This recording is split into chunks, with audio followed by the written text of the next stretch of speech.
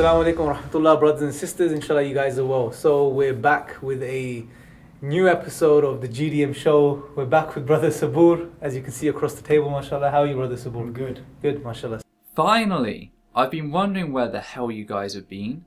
Just recently, it seems that theists all across YouTube have halted their usual content creation, making my job incredibly difficult. I'm glad to see that you guys are back so I can continue to explore just what it is that makes Islamic apologists tick. So, what is the topic of today that we're discussing? Well, the topic of today is actually something I've been reflecting about.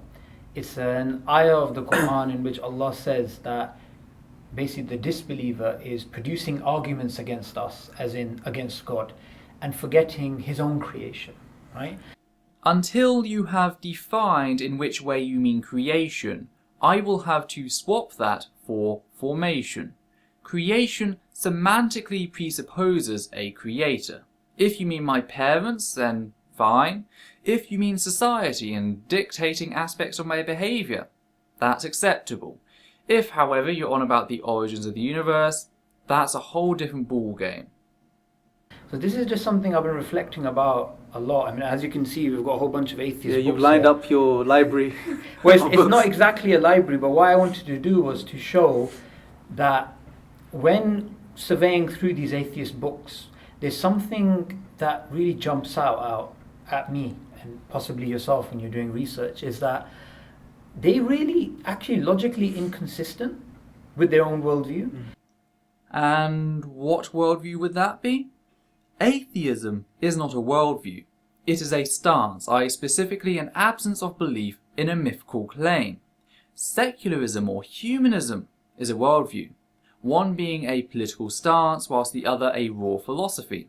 You don't have to be atheist to be either, but there is a correlation, at least throughout America, Europe and the predominant online community. But no, atheists by default do not have a worldview, and the worldviews they do in fact hold, as they are living, breathing, thinking people, are certainly not unanimous. I can understand, though, the reasons as to why it's so difficult for the religious, such as yourself, to understand the notion of not having a hive mind-esque dogma. So, for example, if you look at, can you just pass me the God delusion. Yeah, the God delusion, right? It's going to topple over everything. That's all right, no problem, Yeah. right? So you got the God delusion, right? Yep. Now within the God delusion, there's actually 10 chapters. Yes. Right? Of these 10 chapters, he goes through a deeply religious non-believer, God hypothesis, arguments against God's existence, blah, blah, blah, blah. 10 chapters, right? Yep. A very big book. How many of these chapters do you think actually deal with the issue of God's existence and God's non-existence? I don't know, tell us how many chapters. Think about it, 10 chapters, there's a book this big. Well, it should be 10 technically, right? Technically, Yeah. right? But it's actually only 2. It's chapter 3, which are arguments for God, and then he basically mocks them, Yeah. and chapter 4. So in chapter 4, he's giving arguments for atheism. And the rest of the book is all his emotional rhetoric of the damage that religion actually does, Yeah. right? So this is a kind of a gauge that the fraction amount of time that he spends on arguments for and against God's existence is small compared to his actual hatred of religion. Yeah. The book is titled The God Delusion. The God Delusion, as Dawkins terms it, has its effects on society and has its origins in history.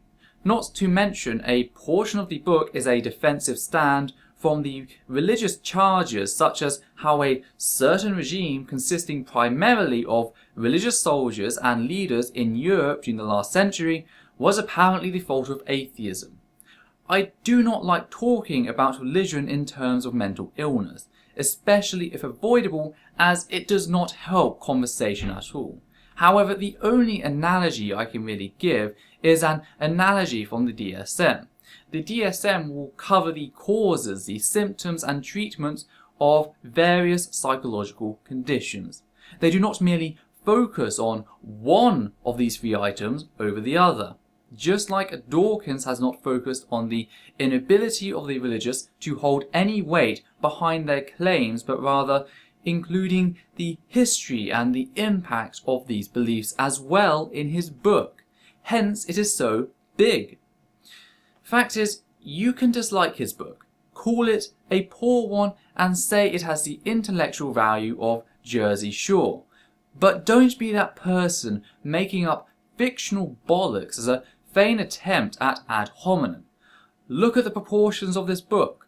Oh, look how angry Dawkins is. Therefore he cannot have a legitimate reason for being angry. Even when there is an entire chapter dedicated to explaining this very topic. Chapter 8. No, that's self-evidently true from this book itself. I mean, anyone that's read the book, they probably know that most of it is empty rhetoric and his emotional, like you said, his hatred towards religion, which is coming across. And you're right, there's not much as far as content is concerned. Many of the arguments he makes are quite flawed. They're quite elementary in many cases. You know, they've been refuted widely by many people. Nowhere nearly as much as the Quran has been widely refuted by countless scientifically literate and philosophically sound-minded individuals. So, yeah, that's true, I guess. What was the other point that you need to make regarding... Well, the other interesting thing is that in this book, Dawkins basically agrees that there has to be a first cause, right? So he doesn't have an issue with the first cause. He says the first cause can't be a skyhook, right? It can't be something complex. It needs to be more like a crane, something simple which can explain things. So basically, like evolution is an explanation in biology. In physics, we also need a comparative explanation.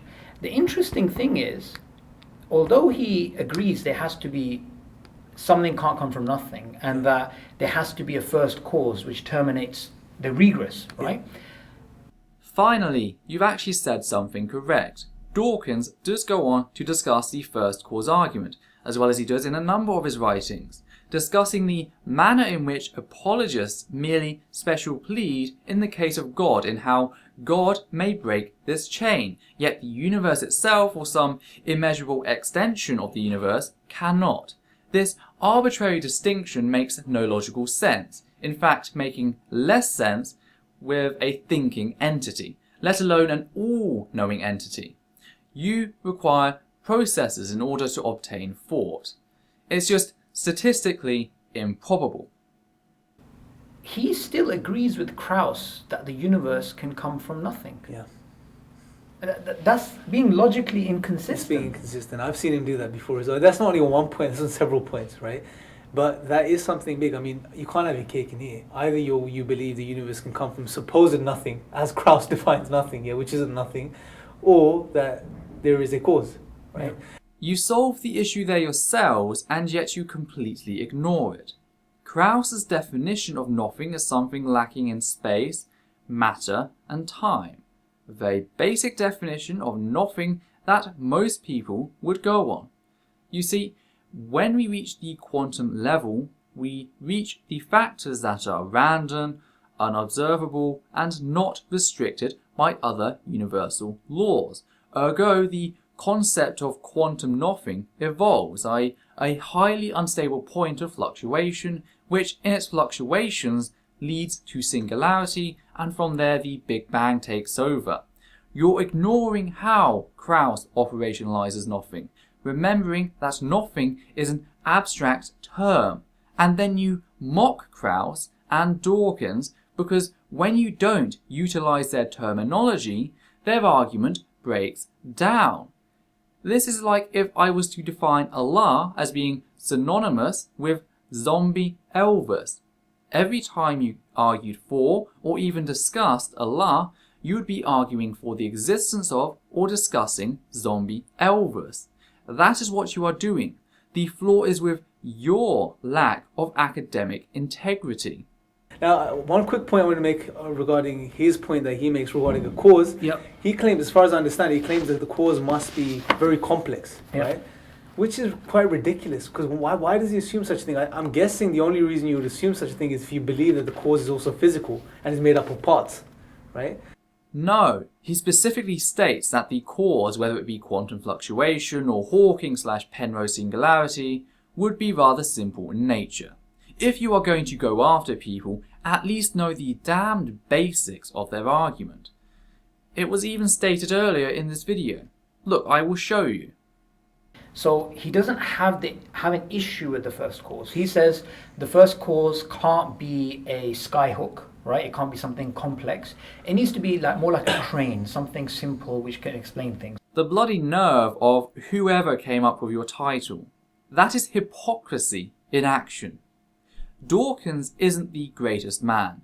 He can certainly be a bit of a tosser at times. But what you are doing is not just wrong, but also poorly executed. But that's not the God we believe in. That's not the Creator as we understand it. Well, that's not the only issue. What it basically is it's God by atheism by any means necessary. Yeah. Right. So whatever explanation can shut out the existence of Yes. God. No, it is merely the fact that you have yet to prove that God exists. That's why you can't claim an unproven entity to be responsible for an event that we do not know an awful lot about. All the other contenders on the origins of the universe are actually based in what we know about the universe, such as the effect of the quantum realm.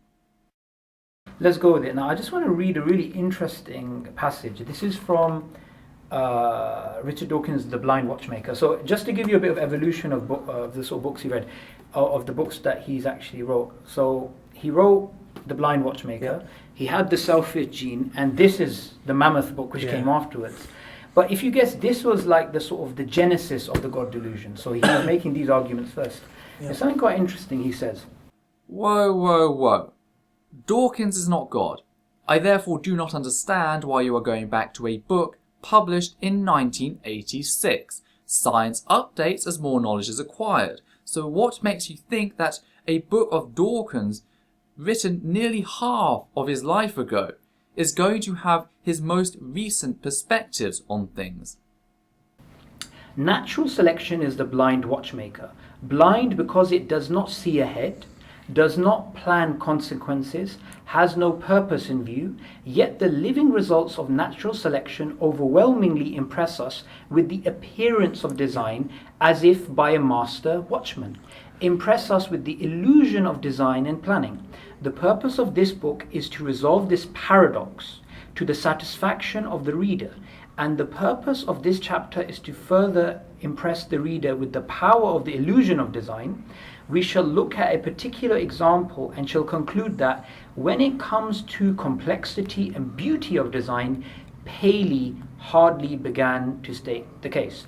Now, what he's referring to in terms of Paley is William Paley, Yep. right? So William Paley came up with the famous watch example. If you find a watch in the desert, Yep. can you say that it came together infers by design, chance, yeah. right? So he's basically saying, no, actually Paley was wrong. It's actually a blind watchmaker, which is natural selection. Yep. And also, Paley didn't understand just how beautiful and designed the illusion of design actually is in the world. The thing which I found interesting about this book is he makes one massive elementary mistake, right? Which is that, imagine if I say to you, Imran, this mobile phone, Yep. right? This mobile phone, the way it works is this. You press the button, right? And the lights come on. Then you swipe the screen, Yeah. you click on an app, this is how you use it. If it breaks down, this is how you fix Yeah. it. This is how all the mechanics work. And I go over all of the explanation of just how detailed and complex this phone is and how it is intricately put together. And then I say to you, therefore there's no Samsung. Because I've explained to you how Yeah. this mobile phone works mechanically, Yeah. physically, Yeah. therefore there is no Company that design. made it. Yeah, there's no There is design no, that made it right? in place, yeah. It's really sad to see that we put in such an effort into explaining the complexity and the beauty of living organisms and natural selection and evolution. You are both absolutely incompetent. You missed the entire concept. The fact is that the analogy of the watch or the analogy of the phone are both fallacious analogies. The application of technological complexity, which we have evidence for being designed, e.g. in the documentation of work, the factories, the logo, and the very facts that we know from previous experience where watches and phones come from, onto biological complexity in which we have none of this whatsoever. All we in fact do have is evidence for a self-selective, violent and often inefficient process which gradually, over time, built from down up to a seemingly designed level. We can observe this gradual planetary slaughter, a battle between life and death, which has led to countless species going extinct for not being good enough to compete, to survive, eventually resulting with life on this earth as it is, currently with me sitting here trying to convince two grown men that there is no sky wizard hungry for penis parts. Does that sound like intelligent design? For every biological success, there have been failures to the unquantifiable degree. Count yourself lucky. And at the end of it, his simple statement is that there is no God, simply because he's explained how life develops and he's explained the complexity and the beauty of life. No, the main conclusion is that God is not required, ergo the argument from complexity is completely bogus. That's an objective stance that credible science takes on this matter. However, he does also point out the way that the vast inefficiency does also suggest a lack of grand designer. Yeah. So, I don't know why people take him so seriously when he can make elementary mistakes like there's that. no consistency, and I agree with you, and this is a big problem. So far, I'm waiting for something of actual credibility from you guys. It's only been jack all up to now. Also, of course he will make mistakes. To err is human. Fact is that he's not claiming to be an all-knowing God whilst making said mistakes. I mean, he does the same when it comes to, for example, the DNA, Yep. right? Now, as far as information is concerned, they make the same argument. See, let's take this simple example. You know when archaeologists go into caves, right? They see wall paintings and drawings from the past. Now, when an archaeologist goes, and say you're an archaeologist, and you go into a cave and you see these lines across the cave, just like 4 markings going that horizontally.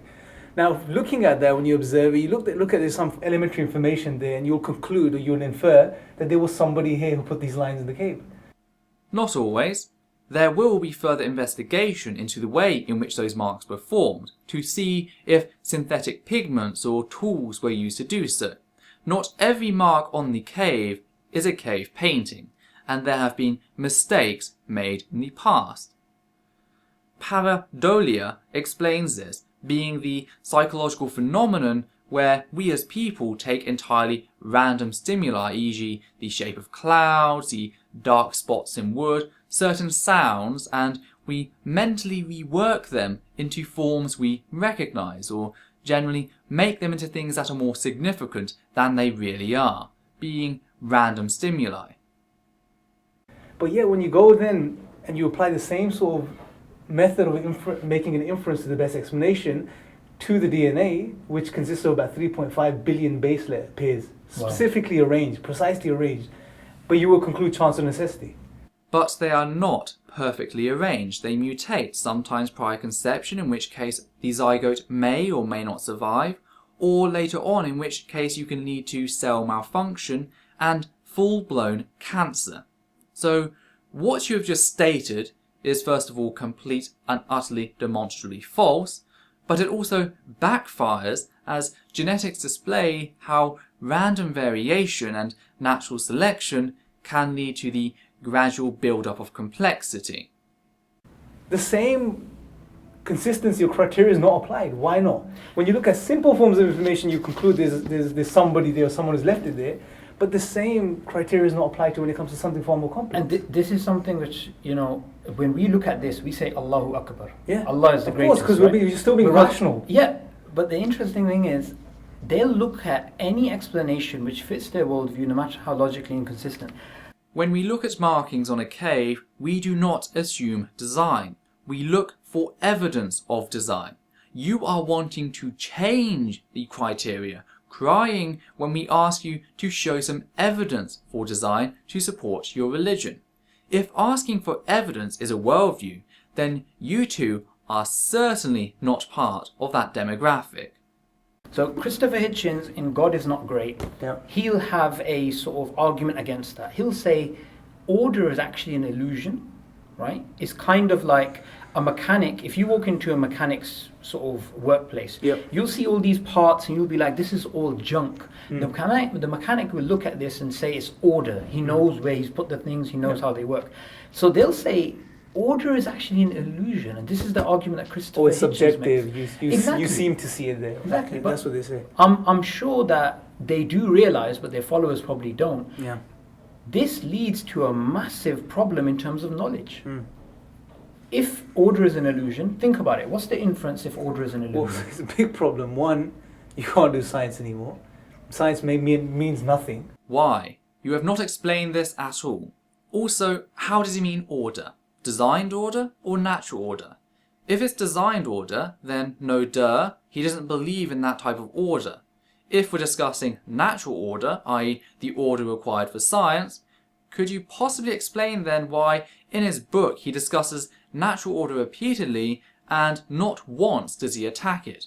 Here, I will show you each place in which natural order is mentioned in Hitchens' book. Mention of how even Hitchens' least educated child knows more about the natural order of the world than the religious founders. Nowhere is natural order discredited. Mention on surveying the natural order without claim of the non-existence of said order.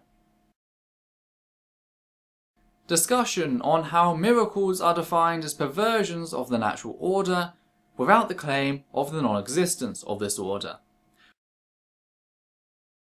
And last of all, the very claim that observing said natural order reveals to the skeptic the lack of need for a god, or as he terms it, the prime mover. But you know what? I did not want to end there, and I went through again looking at the discussion of order in general, and could only find one example that comes even close to what you have stated. Here it is, the rejection that God is required for order. Two, you can never conclude that because then your reasoning will be an illusion as well. There's no order in your reasoning or your rational faculties. It's all random, right? So our discussion doesn't make any sense. Nothing makes sense then. Yes, when you edit what a person has said, conversation with you does not make sense. You can put it this way. If our mind is a product of not a designer who has ordered it in a certain fashion, but actually order is an illusion, Yes. then you can't actually say that even your sentences are orderly or your cognitive faculties can actually even reach truth. Yeah, but I don't think the sound scientists, I mean, they won't go that far. I mean, we know, you got the example such as Paul Davies, right? One of the most eminent physicists of the more recent times. He's acknowledged that there are laws out there. There are laws of physics. And he asked, I think it was in the Templeton Address, he pointed out, he said the burning question is, where did the laws of physics come from? Also, he further followed this up by saying, or asking, how can there be laws which guide these random gases to intelligence, to consciousness, to minds? How does this work? It doesn't make sense. There's order there, like you're saying. There are laws there. We perceive them, but they're there. Those questions are why the entire field of science exists. If you were actually curious about the answers to those questions, you would research it and find out the differing ways in which various aspects of our universe operate. Or, if they do not have the answers, you could help progress a field in those instances, exploring said answers. What doesn't help is for you to come along, find a spot of ignorance and assert that, in ignorance, my God can exist. That just reveals your position. Now, some, like you're saying, will go as far as denying these laws completely and saying they're an illusion because they know that's the only way of getting around the question or the point, which is that if there's laws, then there must be a legislator. Says who? You have not argued that at all throughout the video. Laws are our observations about reality packaged in such a way that we can make predictions from them. Stuff behaves the way it does as that's the way everything formed. That means nothing more than the universe exists. You've just thrown coherency out the window. Right? A lawgiver. A lawgiver. It makes sense. It's necessary. I think, because we're sort of running out of time, Yeah. I want to sort of start wrapping up the show now, but I think we need a different approach to when it comes to atheists, because it's not about logic. I can go up to someone and explain to them all the benefits of drinking mineral water and saying, look, give up fizzy drinks. But if that person is determined and they love fizzy drinks, right, there's no way they're going to accept it. So I think That's a bloody terrible analogy. You're talking about the preferences of taste with fizzy drinks versus mineral water. That's nothing like the ontological question about whether God exists or not. What you could do is go up to someone and show them that mineral water exists and even identify the properties of said mineral water from a variety of tests. That is logical, and yet you cannot do that with your God. What does that in turn tell you about your belief in said God? one of the things is that we need to explain to them the importance of the question of God, the impact it has on your life and your afterlife, and for them to take this more seriously, because at the moment it's just a cat and mouse game. Whatever explanation or arguments for God's existence we give them, they will always try and find some sort of loophole and say, well, there's maybe a chance, you know, that in the future they'll discover that design is a product purely of some other natural process that we don't understand or whatever, right? So I think we need a new strategy. And on that note, I think we'll conclude today's segment, today's video, and inshallah, the brothers and sisters, make sure you tune in next time, and we'll have another episode, and we'll try to implement the new approach you're speaking about as well, inshallah. Anyway, Jazakallah khair, bro, for coming on. Assalamu alaikum. How about this for a new approach? Supply valid arguments which stand up to scrutiny, with valid evidence without resorting to fallacious reasoning or outright misrepresentation of the nature of reality or people's views. The failure on your part to convince anyone is your fault alone.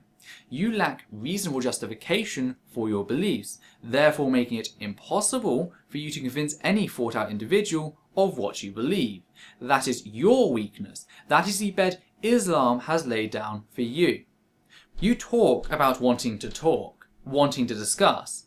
Well, if that's the case, then the first action you need to take is to stop falling back on methods of deception, as it is one of your greatest signs of disrespect, the deliberate perversion of the truth.